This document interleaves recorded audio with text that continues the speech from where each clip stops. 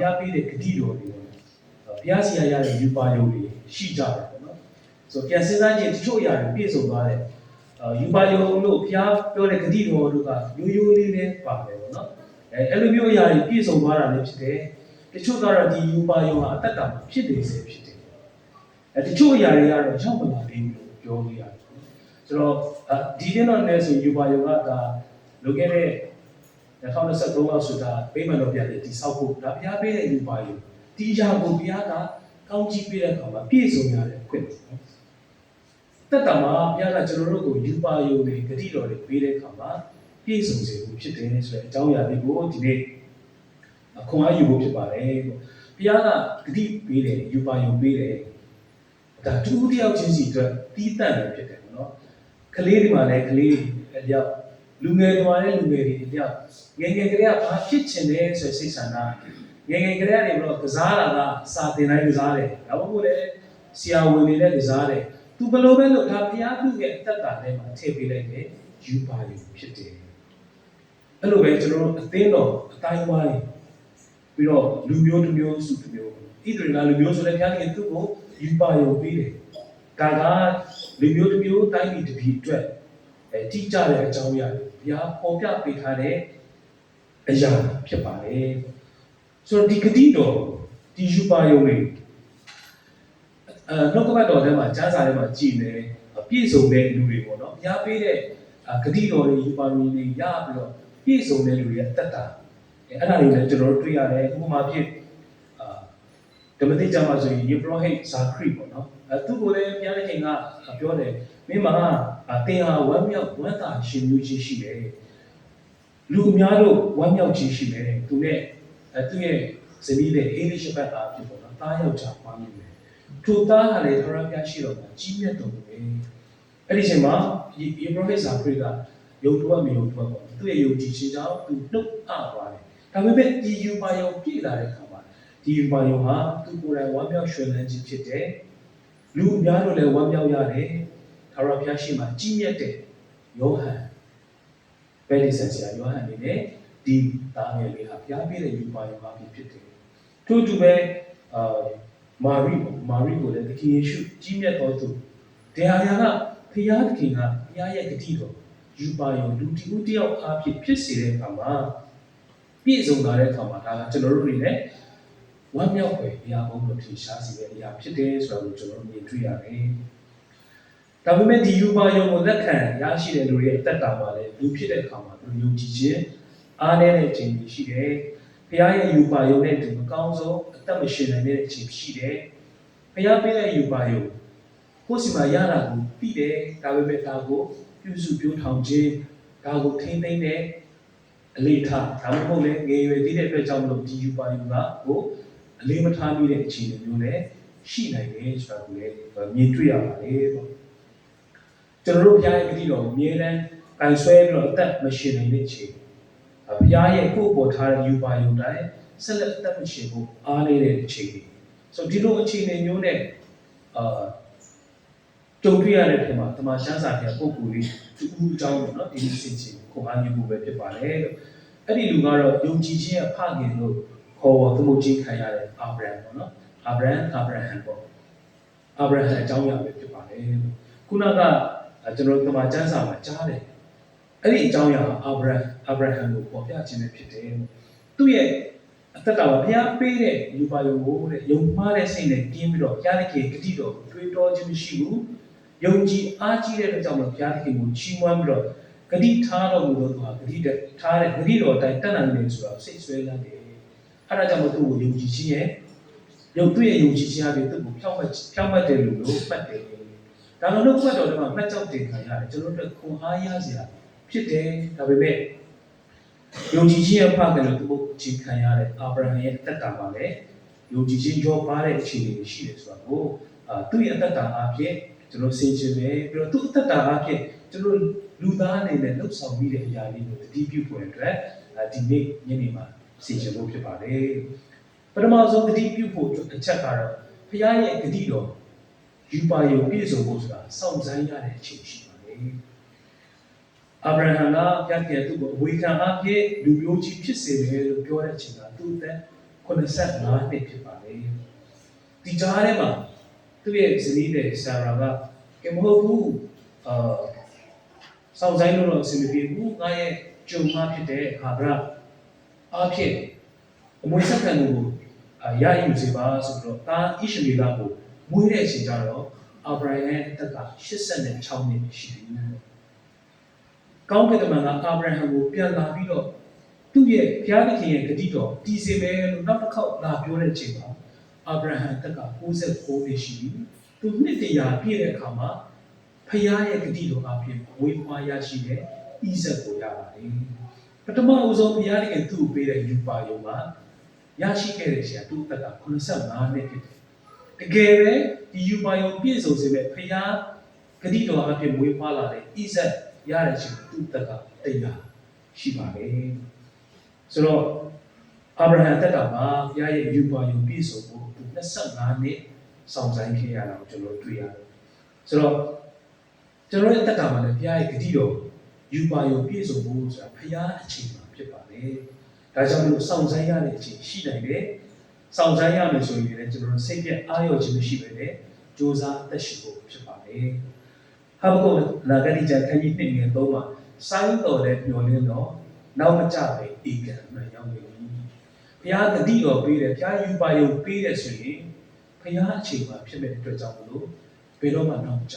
ဒါကိုကျွန်တော်တို့ပထမဦးဆုံးအနေနဲ့သိဖို့ရလို့ဖြစ်ပါတယ်စောင့်ဆိုင်းရတဲ့အချိန်ရှိပါတယ်ပြောလေးချက်မပြတ်ပြားပဲနဲ့ဘုရားအချိန်မှာနောက်မကြပဲ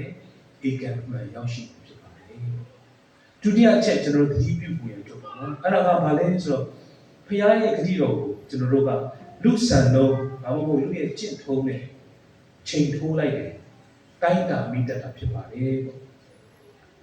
ထာဝရဘုရားရဲ့နှုတ်ကပတ်တော်အာဗြဟံစီရောက်လာတဲ့အခါမှာအာဗြဟံကဘာပြန်ပြောလဲဆိုတော့ကျွန်တော်ကတဲ့တားမရှိဘဲသွားရမယ်တဲ့ဤဓမ္မသက်မြို့သားအေလျာဇာဟာတဲ့ကျွန်တော်ရဲ့အမွေခံဖြစ်ရမယ်ကျွန်တော်အိမ်၌ပွားသောသူဒီကျွန်တော်ရဲ့အမွေခံဖြစ်ရပါလိမ့်က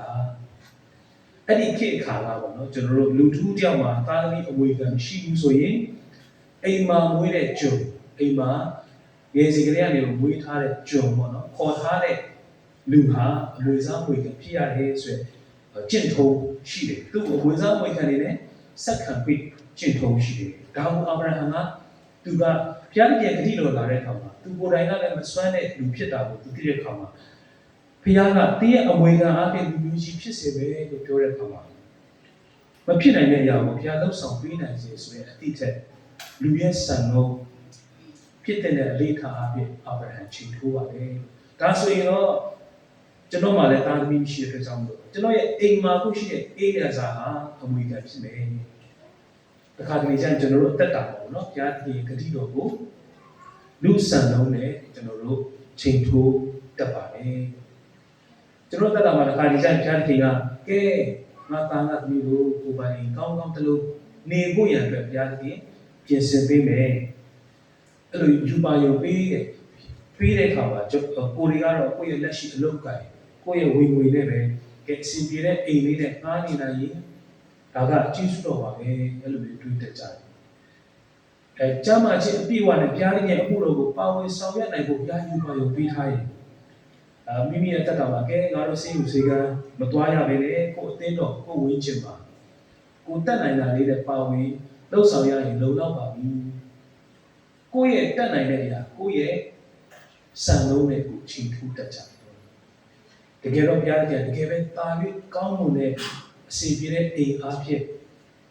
အဲ့ဒီအာဘန်တို့တွေကိုအေဝပြုဖို့ကိုမိသားစုကိုဒီအိမ်လုံးပေးနိုင်ဖို့အတွက်သူ့မှာအကြံစီရှိတာဖြစ်နိုင်တယ်။ကျောင်းမှာရှိအပြည့်အဝနဲ့ခကြီးတွေထွက်ပြီးတော့ဒေတာအသက်မှာရှိတဲ့သူတွေနဲ့တွေ့ဆုံပြီးတော့ဘုရားရဲ့အလိုတော်မှုတော်ကိုထမ်းဆောင်ဖို့အတွက်ဘုရားရဲ့အလိုတော်ရှိနိုင်တာဖြစ်နိုင်တယ်။ဒါပေမဲ့ကျွန်တော်တို့အသက်တာမှာကိုယ့်ရဲ့စံလုံးကိုယ့်ရဲ့ကျင့်ထုံးအပြင်ချိန်ထိုးပြီးတော့ဒါကိုမြင်တတ်ကြတယ်။ဟေရှာယနာဂတိကျမ်းခန်းကြီး54ညနှစ်မှာတည့်ရဲ့တဲရာကိုကျဲစီတော့တည့်ရဲ့နေရာမျက်နှာချက်ကိုကြက်အောင်တော့နှမျိုးသောစိတ်မရှိစေလေကျိုးတို့ကိုရှည်စေအောင်တော့တိုင်တို့ကိုမြဲမြံစွာစိုက်။ဘုရားရဲ့ယူပါယုံကိုကျွန်တော်စံလုံးနဲ့မကန့်သက်စေဘူး။ဘုရားကဒါပေးမယ်ဆိုအဲ့ဒီအတိုင်း ကျွန်တော်အသက်တာမှာခံယူဖို့ရတဲ့ဆင်ခြင်ဖို့ရတဲ့လိုအပ်ပါတယ်ဘုရားရဲ့ယူပါယုံကိုလက်ခံရရှိပြီဆိုရင်ဘာဝခက်ထားပဲနဲ့အပြည့်အဝလက်ခံပြီးတော့ပြည့်စုံစေဖို့ကျွန်တော်အသက်တာကိုပြင်ဆင်ဖို့ရတဲ့ဒုတိယအချက်အနေနဲ့ကျွန်တော်ဆင်ခြင်ဖို့ဖြစ်ပါတယ်တတိယအချက်ကတော့ကျွန်တော်သတိပြုဖို့ကဘုရားရဲ့ဂတိတော်ယူပါလာပြီဆိုကျွန်တော်တို့ကမလုပ်တတ်လဲဆိုတော့ဘုရားပေးမဲ့အကောင်းဆုံးသောအရာကိုဒုတိယအကောင်းဆုံးဆိုတဲ့အရာနဲ့အစားထိုးမိတာပဲဖြစ်ပါတယ်အခုနောက်တော့ပေါ်ပြလို့ပဲအာဗြဟံအသက်86နှစ်ရောက်တဲ့အခါမှာဆာရာကကဲဟုတ်ပြီးငါတို့မှာတော့သာသမီမရှိနိုင်တဲ့အတွက်ကြောင့်မလို့ဘုရားရဲ့ယူပါယုံပြည့်စုံဖို့ကျွန်တော်ရဲ့ဂျုံမထံကိုဝေပါသူ့အားဖြင့်တိဆောက်ခြင်းရှိကောင်းရှိပါမယ်ဆိုတော့ဘုရားပြင်ဆင်ပေးမဲ့အကောင်းဆုံးအရာကိုလူညာနဲ့တွေးခေါ်ပြီးတော့ဒုတိယအကောင်းဆုံးအရာနဲ့အစားထိုးလက်ခြင်းပဲဖြစ်ပါတယ်ဟာဂရအားဖြင့်ရတဲ့ဒီဣရှမေလဒါလည်းပြောရရင်အာဗြဟံရဲ့အသွေးသားအာဗြဟံရဲ့မျိုးဆက်တနည်းအားဖြင့်အာဗြဟံရဲ့အမွေခံလို့လည်းပြောလို့ရပါတယ်ဒါပေမဲ့ဘုရားပြင်ဆင်ပေးမဲ့ယူပါယုံကိုပြည့်စုံစေတဲ့အကောင်းဆုံးသောရလဒ်တော့မဟုတ်ဘူးဆိုတာကိုတွေ့မြင်ရပါတယ်ဆိုတော့ကျွန်တော်ရဲ့အသက်တာမှာပြန်စဉ်းစားကြည့်ရအောင်နော်ဘုရားရဲ့ဂရုတော်ယူပါယုံကိုဒီလိုမျိုးဆိုရင်တော့သူ့အနေနဲ့အကောင်းဆုံးပဲဆိုပြီးတော့လှုပ်ဆောင်လိုက်တယ်ဖြစ်မြောက်အောင်မြင်သွားတယ်ဒါပေမဲ့ဘုရားပြင်ဆင်ပေးတဲ့အကောင်းဆုံးအရာမဟုတ်ဘူးဆိုတာကိုတော့အခုချိန်ထိသိရှိခံစားနေရတဲ့အချိန်တွေအဖြစ်အပျက်တွေ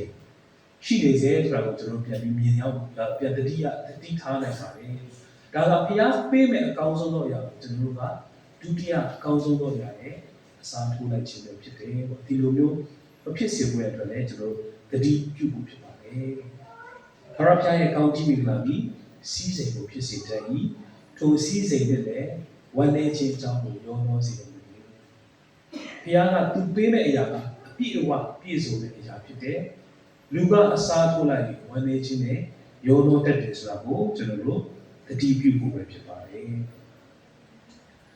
စရုပ်ထအချက်ပေါ့နော်တတိပြုစရာအချက်ကတော့ဘုရားရဲ့တတိတော်ကတော့ရောက်ပြီးယုံကြည်တယ်ဒါပေမဲ့ဘုရားတတ်နိုင်တယ်ဆိုတာယုံကြည်တယ်ဒါပေမဲ့ကိုယ့်အခြေအနေနဲ့ပြန်ပြီးတော့ချိန်ထိုးမိတယ်ကိုယ့်ရဲ့အားနည်းချက်လည်းဖြစ်ကောင်းဖြစ်နိုင်တယ်ကိုယ့်ရဲ့မတတ်နိုင်တဲ့အခြေအနေကိုကြောက်လည်းဖြစ်ကောင်းဖြစ်နိုင်တယ်ဒီအသက်69နှစ်ရွယ်ရောက်တဲ့အခါမှာဘုရားခင်ကထပ်မံပြီးတော့အာဗြဟံကိုထင်ရှားပြီးတော့ဒီဘုရားခင်ရဲ့တတိတော်ပြည့်စုံတယ်လို့ပြန်ပြောတဲ့အခါမှာသူကစဉ်းစားတာငါအသက်100ရှိပြီသားကိုရနိုင်မလားအသက်90ရှိပြီဖြစ်တဲ့ဆာရာကတော့သားကိုဖွားနိုင်မလားကိုယ့်ရဲ့အခြေအနေနဲ့ပြန်တော့ချိန်ထိုးမိတဲ့အခြေအနေကိုတွေ့ရပါတယ်သူရဲ့ဇနီးနဲ့ဖြစ်တဲ့ဆာရာကလည်းကိုယ့်အသက်အရွယ်ကိုတတိယတဲ့အခါမှာရဲတယ်သူကကိုးပြီးရဲတယ်ဆိုတော့ပြီးတော့သူကဘာပြန်ပြောလဲဘာတော့ပြောလိုက်တယ်လဲဆိုတော့ဣရှမေလသည်တဲ့ရှေ့တော်ကအသက်ရှင်ပါစေတော့သူကအဲ့လိုမျိုးတော့ပြန်ပြောလိုက်တယ်ပေါ့နော်လူသားဖြစ်တဲ့အာဗြဟံနဲ့ဆာရာတို့ကကိုယ့်ရဲ့အခြေအနေနဲ့ပြန်ချိန်ထိုးပြီးအားလျှော့တယ် short တွက်တယ်ပေါ့နော်ဒါပေမဲ့ဘုရားကလက်မလျှော့တဲ့ဘုရားဖြစ်ပါလေဂတိတည်တဲ့ဘုရားလည်းဖြစ်တယ်ပေါ့နော်ဆိုတော့အာဗြဟံနဲ့ဆာရာကပုံစံမျိုးစုံနဲ့ဘုရားရဲ့ဂတိတော်နဲ့ယူပါယုံကိုပုံပေါ်နေခြင်းပါဘုရားကတော့သူဂတိပေးတဲ့အတိုင်းဖြစ်စီကိုဆက်လက်လှုပ်ဆောင်တယ်ဆိုတာကိုကျွန်တော်တွေ့ရပါတယ်ဆိုတော့ဒီနေ့မှာကျွန်တော်တို့ကိုယ့်အသက်တာမှာမပြည့်စုံသေးတဲ့ဂတိတော်တွေယူပါယုံတွေရှိလို့စိတ်အပြတ်အားရနေတဲ့အခြေအနေမျိုးကြုံရလို့ဆိုရင်အကြောင်းအရာလေးတစ်ခုကျွန်တော်တိုက်တဲ့ဆိုရိုးစကားလေးပေါ့ဘာမှပြောလဲဆိုတော့ it is not over until God says so ဖခင်ကပြီးပြီလို့မပြောသေးသေးဒီကိစ္စမပြီးသေးဘူးဖခင်ကအဆုံးသတ်ပြီလို့မပြောသေးသေးဒီကိစ္စကအဆုံးသတ်တဲ့အရာမဟုတ်ဘူးဆိုတော့ကျွန်တော်တို့သိချင်ဖို့ဖြစ်ပါတယ်တော့ကြတဲ့ခရီး19ငယ်27ပါနော်လူဒီအထူးထူးပြပြကြံစီတတ်၏တို့ရတွေထာဝရဘုရားရဲ့အကြံတော်ဒီကျွန်တော်ဘယ်လိုပဲကြံစီပါစေလှုပ်ဆောင်ပါစေထာဝရဘုရားရဲ့အကြံဟာဒီမှာဖြစ်တယ်ဒါဘုရားရှင်ကျေးဇူးတော်တက်ပဲကျွန်တော်တို့ပုံစံမျိုးစုံနဲ့ကျွန်တော်တို့တုံ့ပြန်ပြီးမယ်ဘုရားရဲ့အကြံစီတော်နဲ့ဂတိတော်ဟာတည်မြဲတယ်ဆိုတာကိုမမေ့ဖို့ပဲဖြစ်ပါတယ်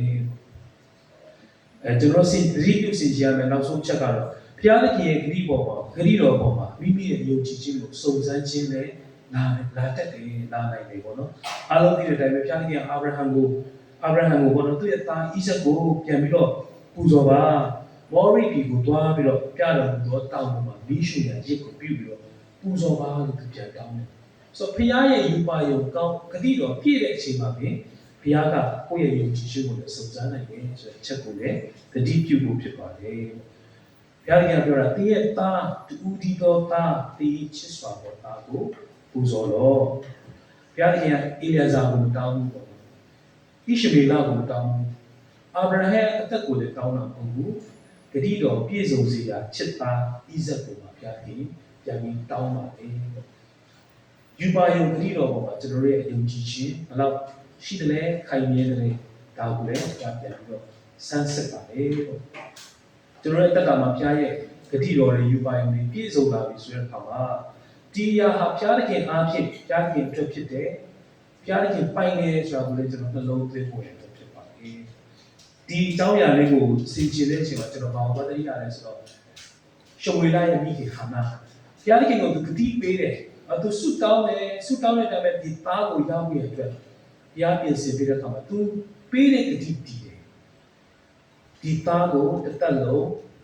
ဘုရားခင်ပြိမှန်တော်မှာသူပြိမှန်တော်သားဖြစ်တဲ့သူထားမယ်ဆိုတဲ့ဂတိကိုတည်တယ်အဲ့အရာကိုတွေ့ရတယ်နော်ဆိုတော့ဘုရားခင်ရဲ့ဂတိတော်ပေါ်မှာကိုယ့်ရဲ့ယုံကြည်ခြင်းကလည်းခိုင်မြဲတဲ့ကိုယ့်ရဲ့ဂတိကလည်းပြန်တည်ဖို့ရအတွက်လိုအပ်ပါတယ်ဆိုတော့အာဗြဟံရဲ့အသက်တာကိုကြည့်မယ်သူဒီဂတိပေါ့နော်ဘုရားခင်ရဲ့စုံစမ်းခြင်းပေါ်မှာသူ့ရဲ့ယုံကြည်ခြင်းနဲ့သူ့ရဲ့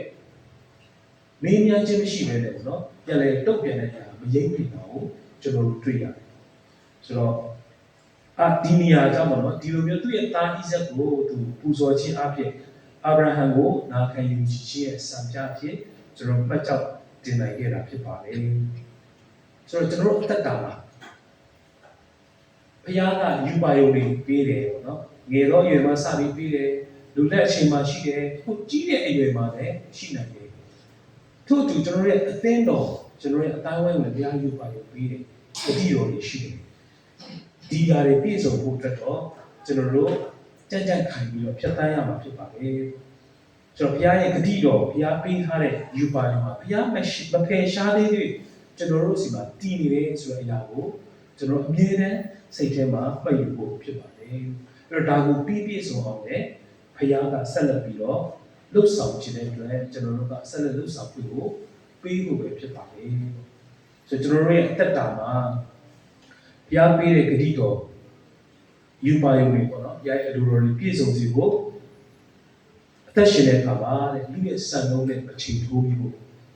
ဒုတိယအကောင်းဆုံးအရာနဲ့အစားမထိုးပြီးဖို့အဲ့တော့အကန့်အသတ်ရှိတဲ့မိမိရဲ့အခြေအနေနဲ့မချိန်ထိုးပြီးဖို့ရတဲ့အရေးကြီးတယ်ဆိုတာကိုကျွန်တော်တို့အာဗြဟံအသက်တာမှာတွေ့ရပါတယ်လူသားဖြစ်တဲ့အတွက်ကြောင့်မလို့ကျွန်တော်တို့အားနေတဲ့ယုံကြည်ခြင်းအဖခင်လို့မှတ်ကြောက်တင်ရတဲ့လူရဲ့အသက်တာမှာတော့ဘုရားခင်ရဲ့ဂတိတော်ကိုစောင့်ဆိုင်းရတဲ့အခြေအနေမှာပုံစံမျိုးစုံနဲ့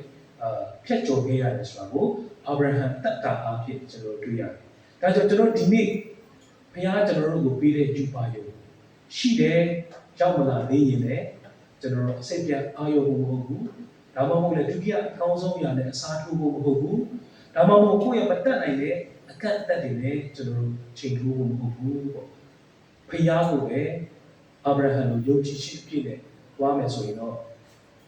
ဖျားပေးတဲ့ယူပါယုံနဲ့ဂတိတော်ကကျွန်တော်တို့တက်တာပြည့်စုံတယ်အဲ့ဒါပြည့်ဖျားဘုန်းတော်နဲ့ထင်ရှားစေမှာဖြစ်ပါတယ်ဆိုတော့ဘုရားသခင်ရဲ့အလိုတော်ဟာကောင်းကင်ဘုံမှာပြည့်စုံတဲ့လို့ကျွန်တော်ရဲ့အသက်တာမှာဘုရားပေးထားတဲ့ဂတိတော်ယူပါယုံအဖြစ်ပြည့်စုံနိုင်စေဖို့ဒီနေ့အာဗြဟံရဲ့အသက်တာသူဖြတ်သန်းခဲ့ရတဲ့အချိန်များကိုစဉ်းစား